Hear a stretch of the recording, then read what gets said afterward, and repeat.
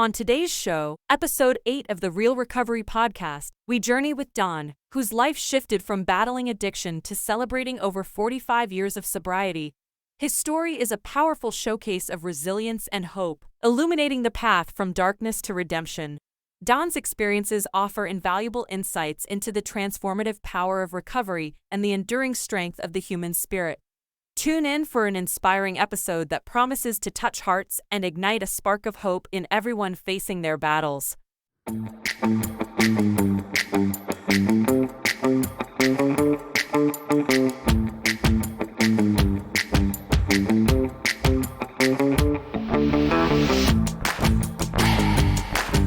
Hello, and welcome to the Real Recovery Podcast. I'm Julie, your co-host. On this journey of healing and transformation, together with my co-host Peter, we dive into the heart of recovery, sharing stories that resonate with courage and inspiration. That's right, Julie. Each episode is a new chapter in this vast narrative of recovery, and we're honored to bring them to you. But keep in mind the perspectives you'll hear are for informational purposes only and may not reflect the views of the podcast or our partners. Indeed, while these conversations can be a powerful part of your recovery toolkit, they are not substitute for professional medical advice. We encourage you to seek guidance from your healthcare provider for any treatment-related decisions. And if you're facing an immediate crisis, or if you just need to talk to someone who understands, don't hesitate to call the Recovery Crisis Line at 503-223-85. That number is also on our website. Help is available 24/7. Now let's begin our episode of recovery, real recovery.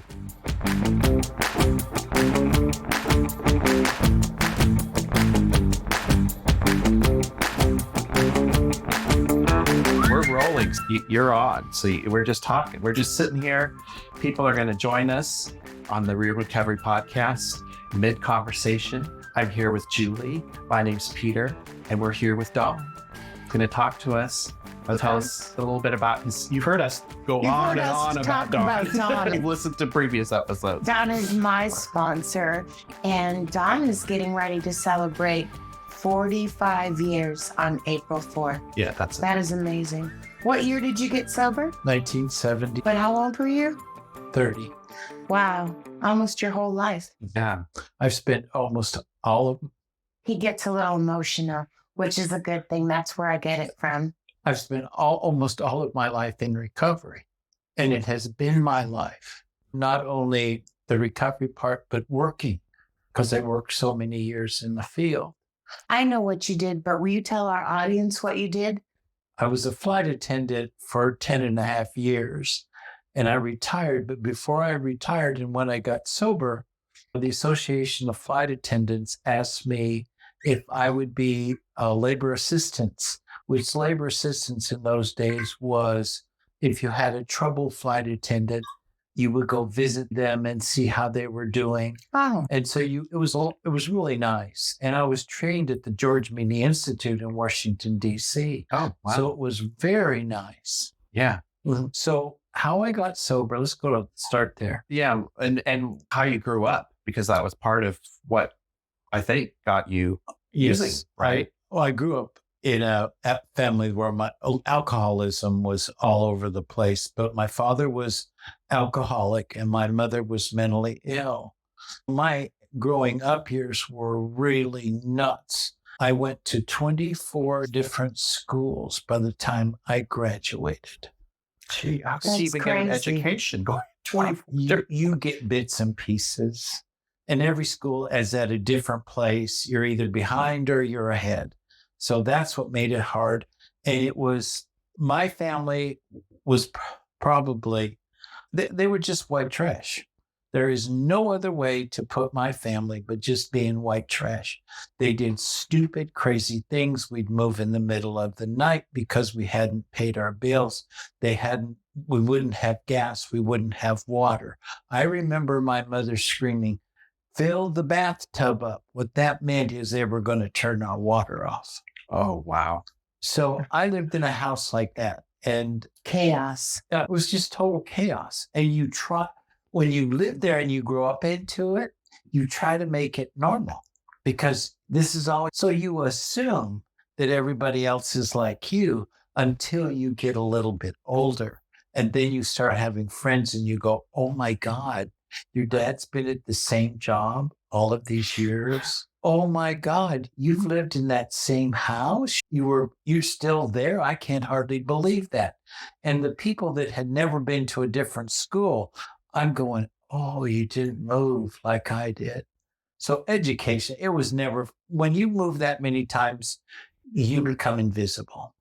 Because why? Not to make friends. As soon as you get settled, you're gone again. That's right. So you don't make friends. So it was my sister and I. Thank God my sister. I had a little brother, but he was 5 years younger. And that's my sister and I were so close because we're only 11 months apart.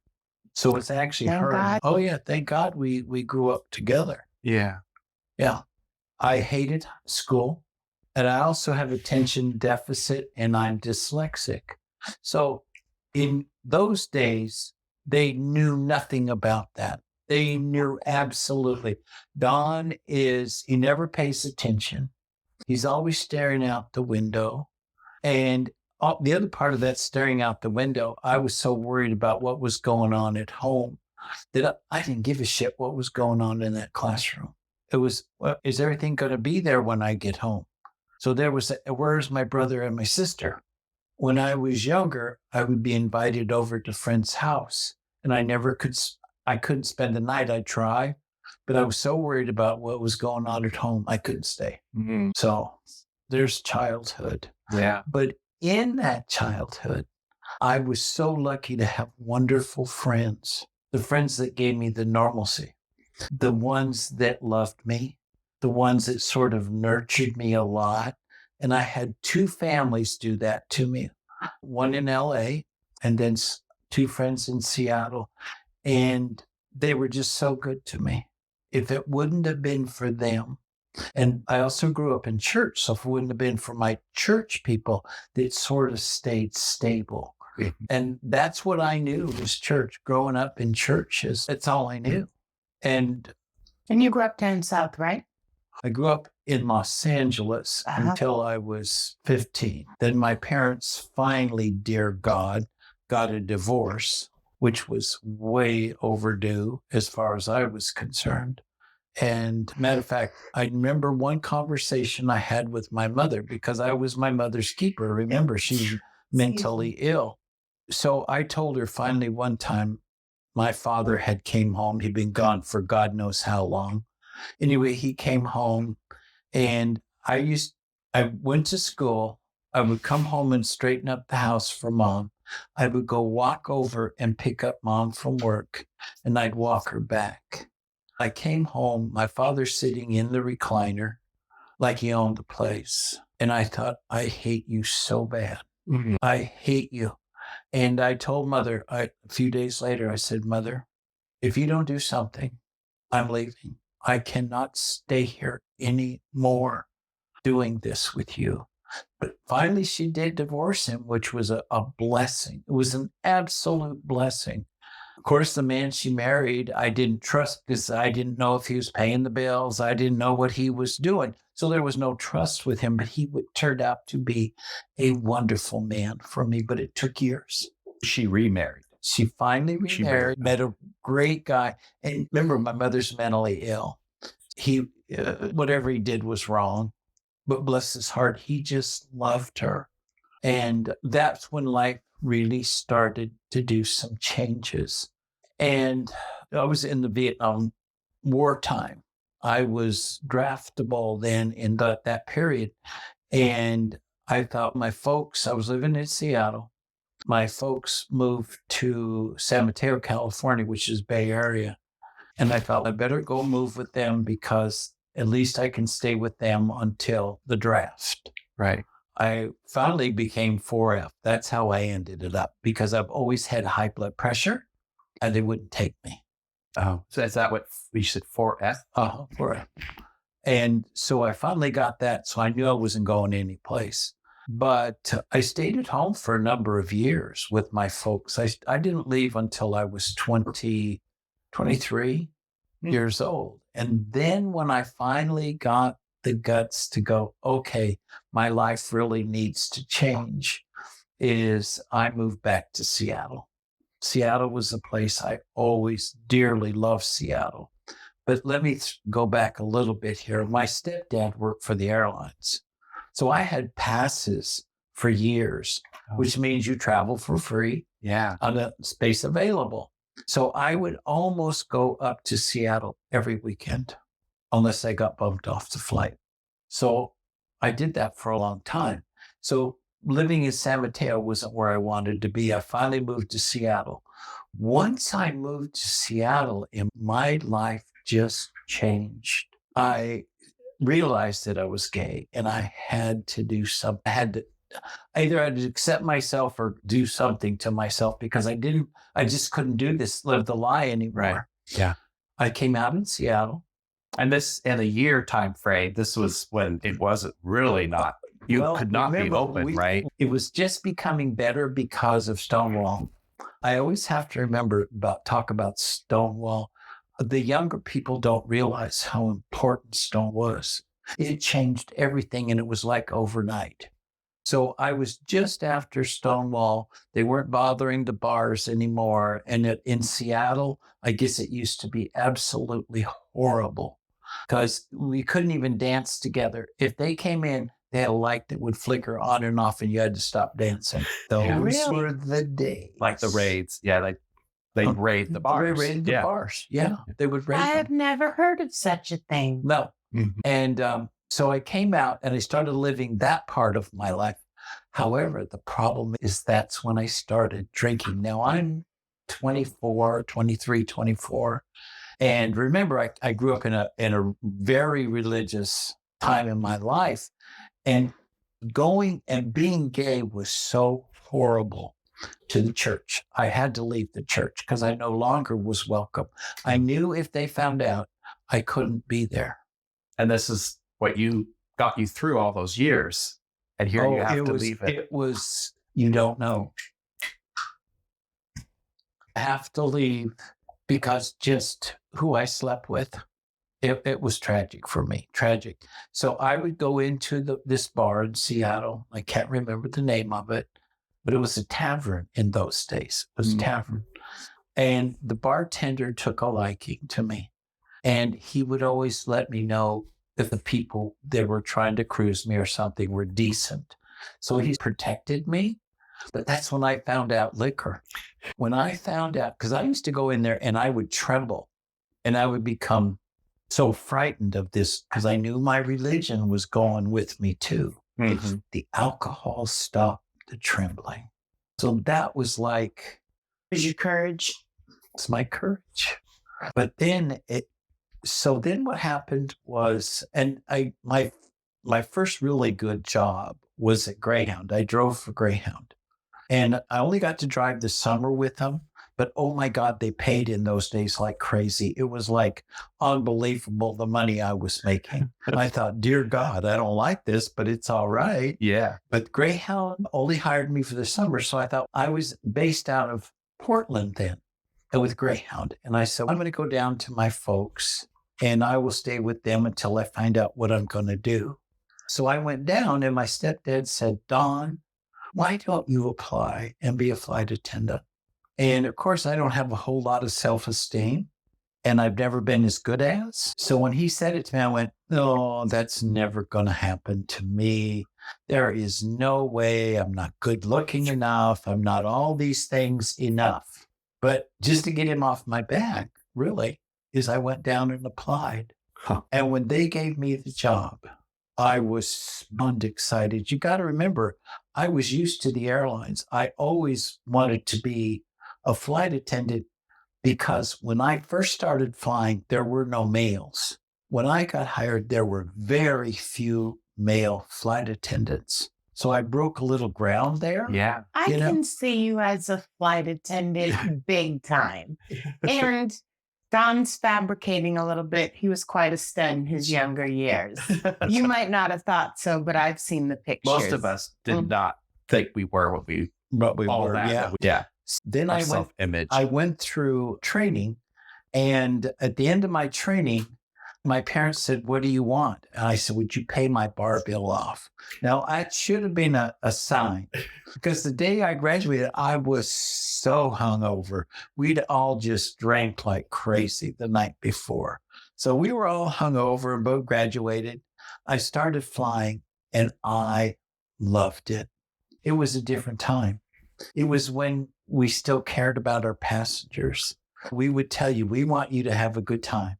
We served meals. We served hot towels. We You did. could smoke then on the Yeah. Oh, airplane. because I Oh, I smoked remember them. my mother smoking. Yeah. Yeah. It's like when I moved here, Uh-huh. you were still allowed to smoke because she smoked a few cigarettes and had a few drinks. A lot of drinks. And the other part of it, once again, when I would want to pass on another airlines, I usually always went first class because that was part of the deal.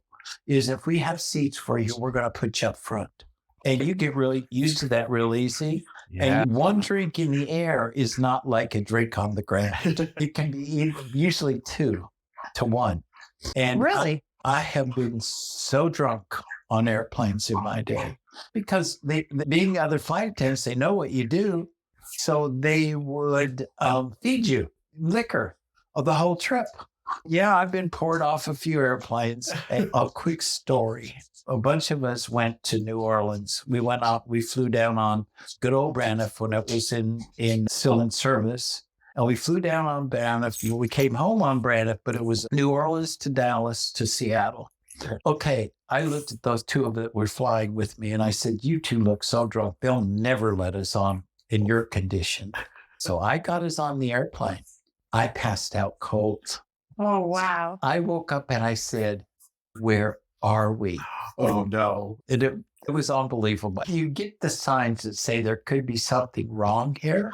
So anyway, I had a great time. And one of my really good friends, his name was Robert, and Robert died of AIDS in the 80s. But he got in trouble at work for drugs and drinking. He was just doing too much partying. And I knew when I moved from Phoenix to the Bay Area, when I moved to San Mateo, I knew that something was wrong, but I really thought I was having a nervous breakdown because the liquor was getting a lot and everything was getting a little crazy. But I always blamed it on my mental health. I couldn't be an alcoholic, not me. So when he went into treatment, I called up. I was always good friends with the managers. When I called up and I said, "Hey, do you know where Robert is?" I said, "Yeah." I said, "I'm going to go there." I don't know. It was the only thing I ever did. And I knew because Robert was there, I had somebody. I had another gay person. I went there, I checked in, and I thought it was just going to be a dry out. I didn't know anything about this AA stuff. Didn't know anything. And I remember one of the nurses, when they were cutting me off of my Valium. That's another whole story about my Valium addiction. And this nurse cut me off my Valium. And she said, "You're nothing but an alcoholic." I thought, I really want to slap the shit out of you because I felt one more thing of being different. It was the different that bothered me so much. And of course, my head said, "How dare you? How could you talk to me like that?" Because anyway, I come to find out the people in my treatment center the doctor was gay. 2 of the counselors were gay. I had it in like Flynn there. It was really good. And so did Robert. And we graduated. And when you leave, you always get a prognosis. And they said, "Don, yours is poor. Yours is really poor." I went, "How could you say that to me? How could you even do that to me?" Of course, an alcoholic's mind is, "I'll show you. I'll stay sober." The night I got out of rehab, in those days, a lot of the flight attendants came from money families, big money families. This was a big money family, Asian family. And they had one of the best restaurants in downtown Chinatown. Open house, liquor open, everything open. Well, needless to say, I left there drunk. Oh, my goodness. They have treatment. So I guess they were very right. My progress is not going to be good. So I played with it. I got out in January. I played with it until April the 4th, and I kept trying to prove them wrong. I tried everything. I tried only drinking and not taking my Valium. Take my Valium and not drink. But I really like the Valium and the drinking. That works real well for me. But so I was talking to my sister this morning, matter of fact, and I never told her the story. I said, I was in a bar in Redwood City, California, and God, I was drunk. I was really drunk, thinking to myself, how did this happen once again? And I had what I call an out-of-body experience, is I could see myself sitting at that bar, and my head said, you can either stay there and do this and have this kind of life, or you can do what you're told one time in your life. Get a sponsor, go to meetings, and don't drink.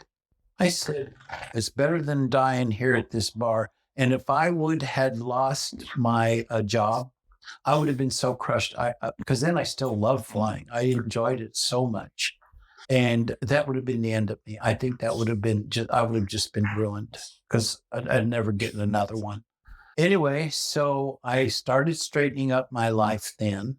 And a year later, I met the man who I was going to stay with for 40 years.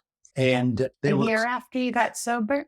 It was 1 year. I waited a little over a year that I met him. And little did I know that we would be together all those years at that time. But they were closing Phoenix, San Francisco base again. And so I moved down to Phoenix. And Doug and I bought a little house down in Phoenix. And I stayed flying for another 5 years. What happened why I quit flying was a couple of things. Why I quit flying was the passengers had changed so much. These people would walk on the airplane and I'd go, my God, did you even take a shower? They just looked horrible. And they were rude and nasty. And I started getting a fear of flying. And my fear of flying was thunder and lightning storms. And it seemed every time I went out, I was in one. Every time. The last flight I was on as a passenger, I flew from from Phoenix to Minneapolis, St. Paul, landed in a thunder and lightning storm, flew to Detroit, landed in a thunder and lightning storm. My head said, if I could get to that liquor kit, I'd drink. Wow. And I said, no job is worth that. I knew then. And when I got to my hotel room, I called Doug and I said, Doug, I've flown my last trip. I'm done. So when I got home, I was looking for a house there in Detroit is why I was in Detroit, because I was going to move out of Phoenix. So when I got home, there was a lot of stuff to do. We had a little house we needed to sell. We needed to do a bunch of things. And we moved to Sacramento because Doug had a sister there. My sister was there. And we had some other friends and family there. So we said, that's a good place to go. We went there and I volunteered for the National Council on Alcoholism in Sacramento. The woman that ran it, she kept saying to me, Don, you need to work in treatment. I'd said, they don't make any money. She said, Don, you need to work in treatment. So finally, to get her off my back, I went there was a very nice treatment center in Sacramento at that time. It was called Starting Point, and it was beautiful, absolutely a stunning treatment center. And I went to work there in, of course, the lowest position, making the lowest money I had made ever. And I thought, oh, dear God, what am I going to do now? Then I was lucky. I got a promotion into admitting. In admitting, I also did interventions. I learned interventions, and I learned a great deal. That's when I developed my love for families. I could see the pain in the families. And every Saturday, I did a family program for the people it was just wonderful. The thing about the codependent is when the light goes on for them, you can see it. You literally go, oh, what's going on with you? What's happening now? So I knew if they could ruin the drunks or drug addicts drinking, that would be a part that they could at some point get sober. I was very fortunate there. I kept moving up. And my boss, she asked me if I would work in the marketing department. And I said, I'd love to because I wanted to work with her. And I worked marketing and enjoyed that part. And then we had a change at my treatment program with management. And the guy that was my new manager, I couldn't stand him. I knew where he was from, and I hated that man. And I thought, oh, God. Anyway, so after a while, when you're in AA, you know a lot of people. I know a lot of people that worked in treatment. I had a friend that was running a treatment program in Lodi. And I went to her. She came and got me. She said, would you work for me? I said, I'd love to. And I loved her. We're still friends, great friends. And she was a wonderful woman. When I was still at starting point, I got my certification. I became an EAP, which is an employee assistance professional. That means I help troubled employees. If a company was having problems with an employee that had been a good employee all along, but all of a sudden they're missing work, they're absent, they're not showing, they would send them to me. And I'd try to figure out what was going on with them. I did the EAP work for 25 years. It was wonderful work. I got to see changes in people's life. I got to know them. Some of them still call me. A lot of people call you. Let's be honest. I love that, but I was getting ready to retire. And Doug I'd moved to Modesto by this time, and Doug just hated Modesto. He said, let's go up to Portland. And of course, getting me to the Northwest was always a goal for me. I love the Northwest. That must be about the time I met you. It was. Yeah. I'd just been here a short time. I didn't know that. Yeah. And I've just been so blessed. I could sit here and tell you how fortunate I am. And I want to tell our audience something. It's a funny story. I met Don at the meeting all of us still go to, but I had already been going there for quite some time. But I was getting ready to go to court to expunge my record.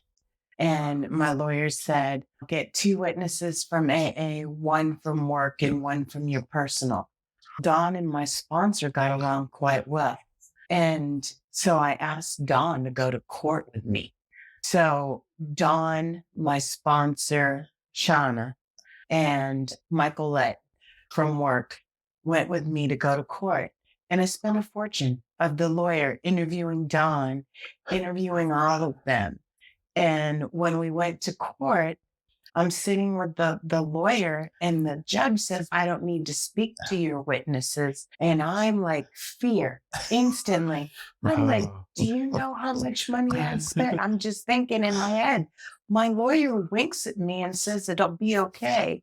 I turn to look behind me at Fred and Don, and they're like, I didn't know what he was going to say. And he said, you've done an amazing job this last 20 years. I don't need to speak to your witnesses. And I'm thinking, oh no, he doesn't want to speak to my witnesses. And that's how I met Don, intimately met Don. Yeah. Isn't that crazy? Yeah, that's amazing. That was like such a great day. It was a great day. I was high on life. I moved here. We went to court on April 18th of 2014. Mm-hmm. I moved here by the end of the month. I didn't want to move from Beaverton to here until I went to court. I wanted there to be nothing associated with that life, believe it or not. Yeah, no. When I came here, it'll be 10 years in April that I've lived here, and it'll be 30 years in October. I know the dates like people know. Yeah.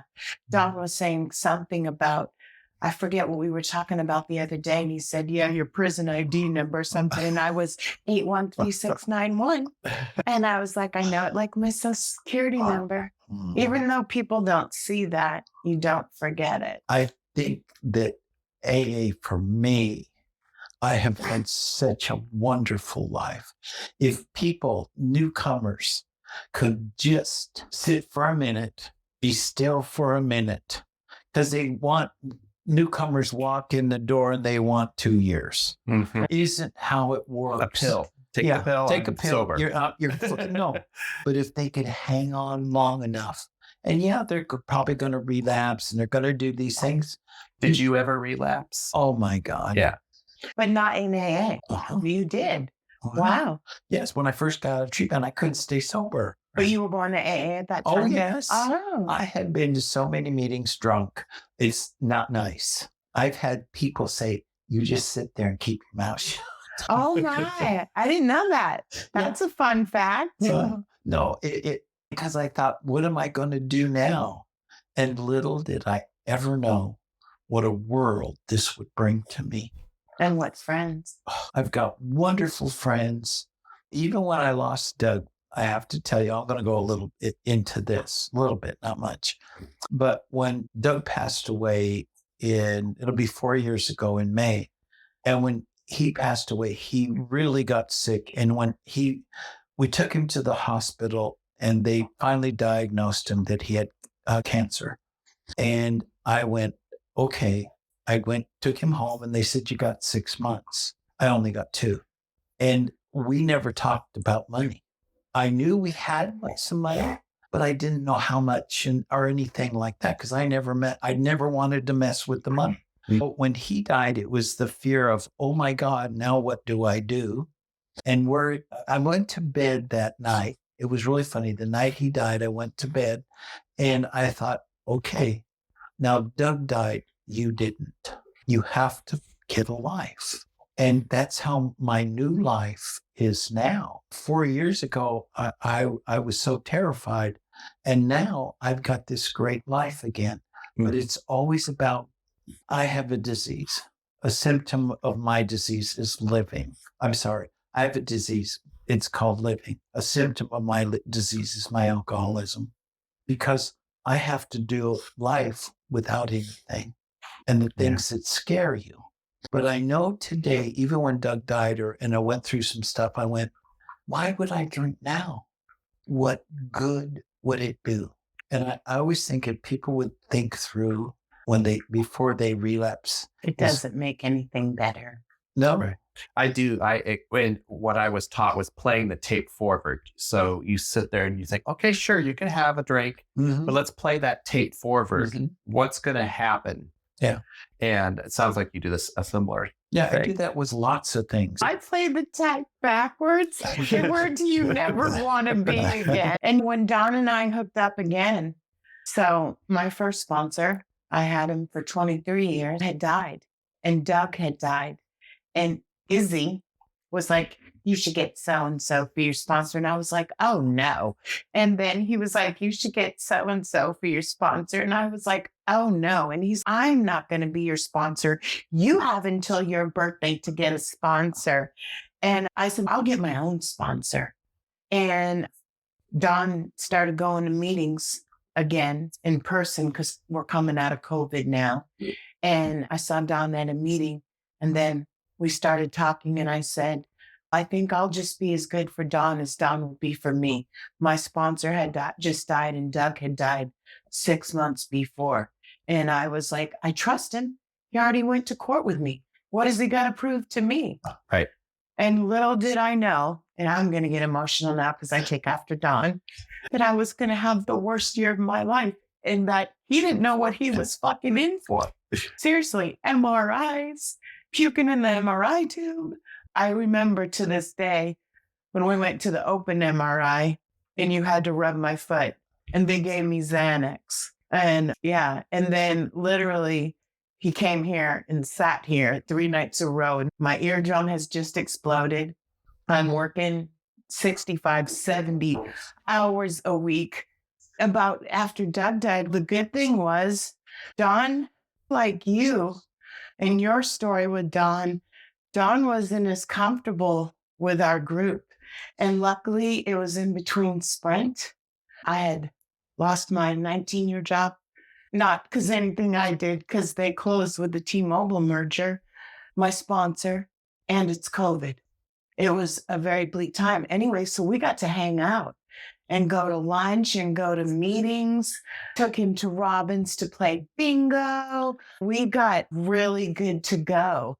I didn't get sick until the following year, but it was really good for both of us. And had he not got comfortable at the meeting, you wouldn't have got comfortable at the meeting. Yeah, actually, and we talked about this earlier, but it was meeting Dawn at ECAC where I wasn't as comfortable. I didn't feel I could be as open at that club. It was more conservative, and just God works, a higher power, whatever you want to call it. It's just life happens in mysterious ways, and I had just come back from going out, and Don was there, and we met. He came over, gave me his card, and then I learned that we shared a common trait, both being gay. And Don's a few years older, but at similar times going out. I talked about on my story how there's no other place to go when you're gay. You go to the bars and you drink. That's just part of the life. That's how because you had to hide from everything. That was the only place you could be open. So I was so ecstatic when I met someone who shared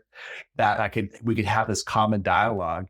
And he mentioned the meeting that we go to now, the lunch bunch.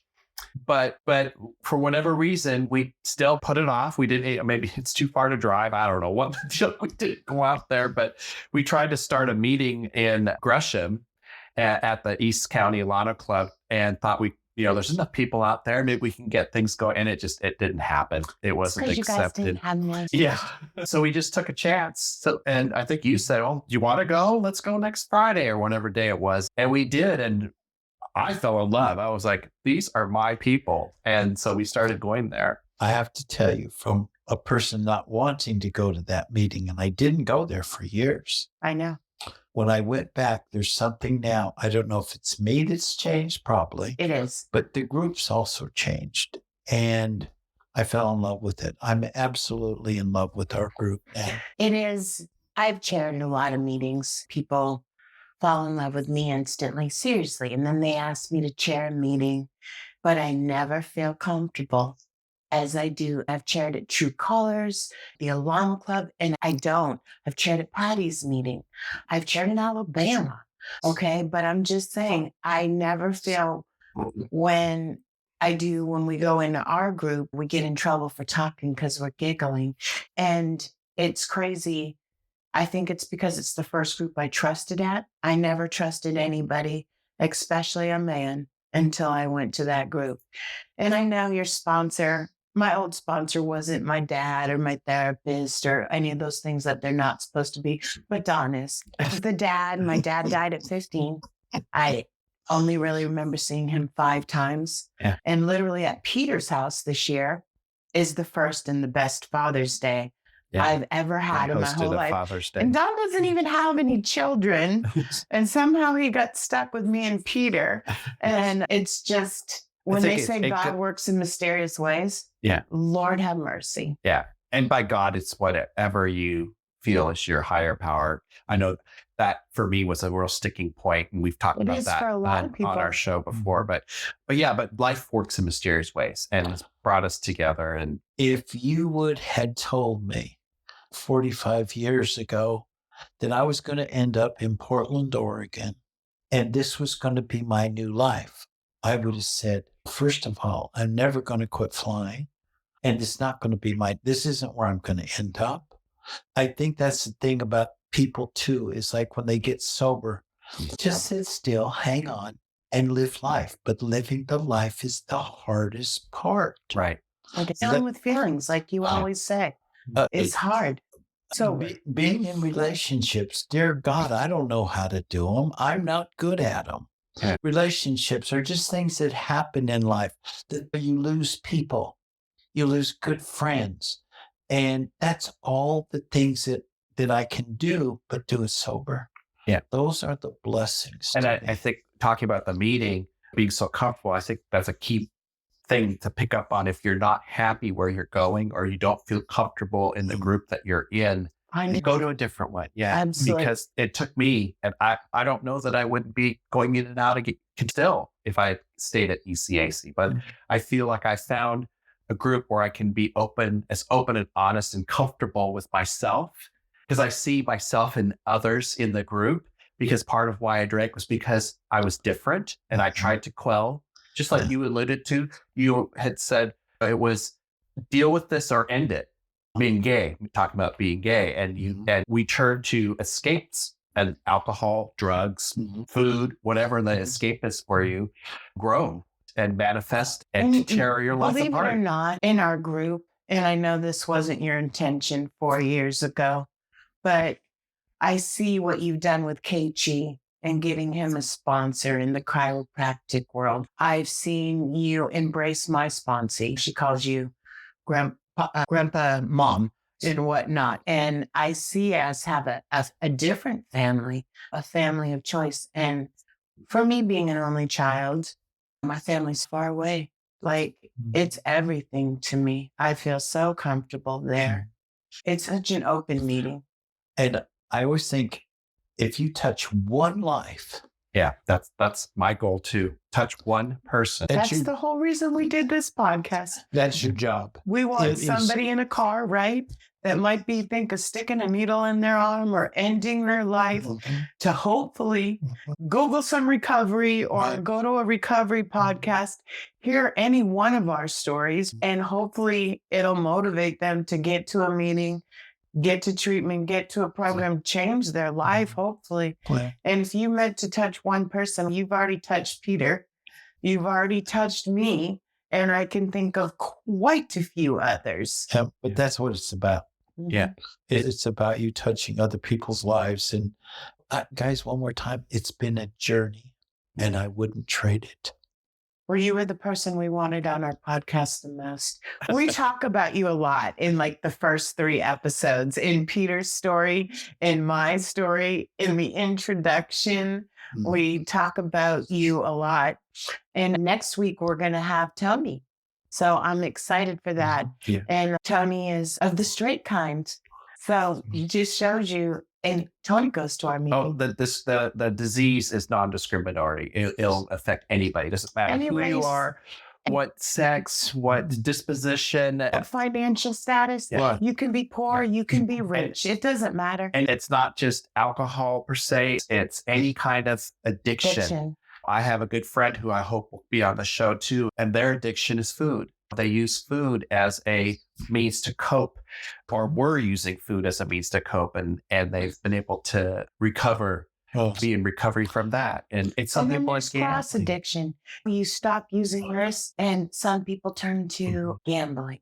Some people, I love a good meal. video Yeah, playing, there you go. binge watching. There's so many things that alcohol and drugs are at the forefront because they're so devastating. But it doesn't mean that other addictions aren't as powerful. It's just the symptom. And that's why we Alcohol wanted to and do drugs real are the recovery. We didn't want it to be limited to one area. I always said in my lifetime, the one thing I always hope that people will quit in AA, NA, and just be welcoming to everyone, no matter who walks through that door. Yeah. Yeah, I know you're very good at, I'm very shy, so I have that barrier, but I see you always going right up to Me too. the people, new people, existing people, just always out there with the hand. And I think that means the world. I know how hurt they are. Yeah. You don't come in here, Getting it all together. no, Yeah. without pain. Yeah. That's all. One question I have, because you have so much time, and in your story, you started, I think, from other stories, it seems a little bit later, like in your 20s. When you I was when I started going to drinking. But, yes, I didn't get long. I didn't have a lot of harmful consequences.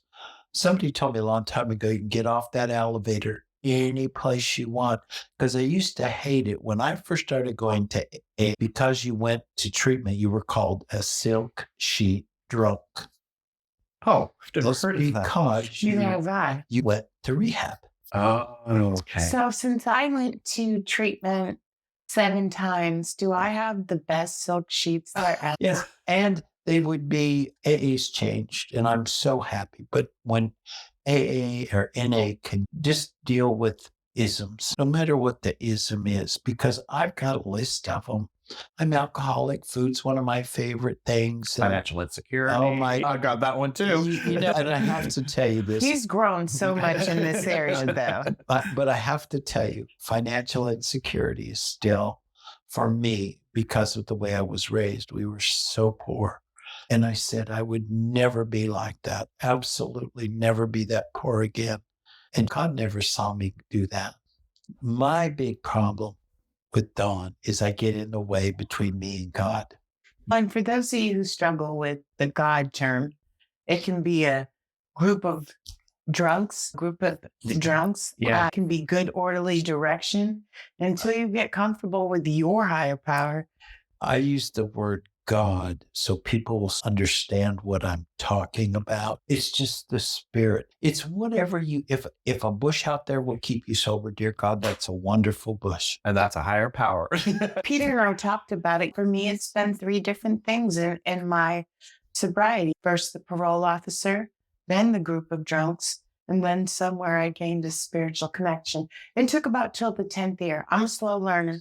Okay. And I'm lucky. I went to treatment so many times. I haven't had to relapse.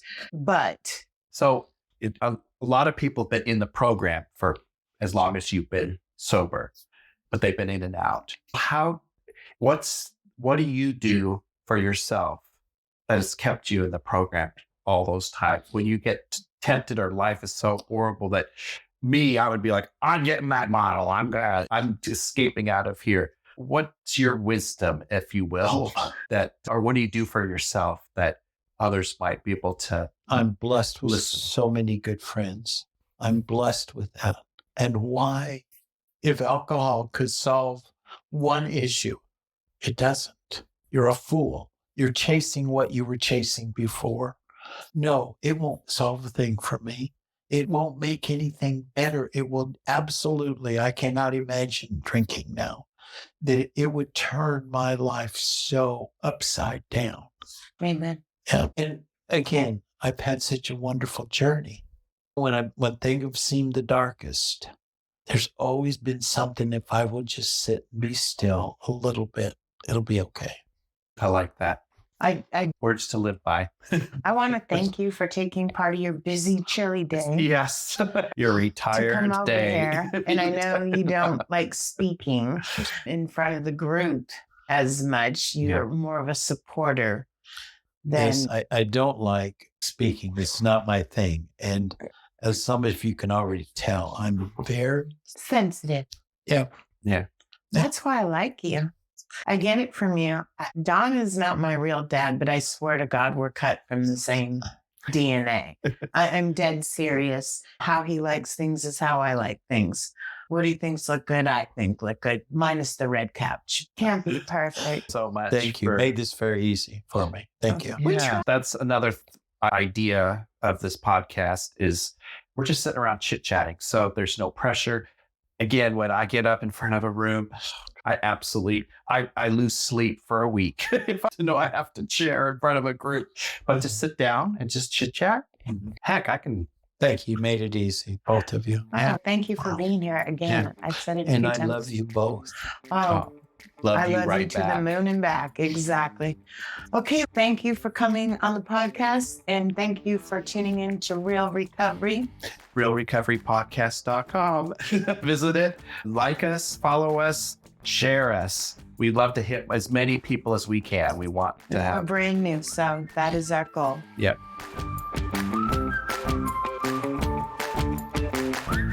And that's a wrap on today's episode. Thanks to each and every one of you for lending us your ears and hearts. Your engagement is what fuels our passion and keeps this podcast thriving. We cherish the moments we share here and hope they resonate with you, whether you're on a daily commute, at the gym, or just taking a moment for yourself. Make sure to head over to our website at realrecoverypodcast.com. While you're there, subscribe to our newsletter for the latest insights and uplifting stories from our community delivered straight to your inbox. Click that subscribe button on your favorite podcast player too, so you can keep up with every new episode. It's your support that keeps our conversation alive and meaningful. And if our stories have touched you, consider using the donate button on our site. Your contributions, no matter the size, are deeply appreciated. They help us continue our mission of sharing hope and healing. Join us beyond the podcast and follow our journey on social media. Find us on Instagram, Facebook, and on X, formerly known as Twitter. All the links are on our site. so you can stay connected and be a part of the Real Recovery community every day. Your likes, shares, and comments not only spread the message of recovery, but also remind us that we're all in this together. So until we meet again, remember that recovery is a journey, not a destination, and we'll be here to accompany you every step of the way to recovery, real recovery. Thanks for listening.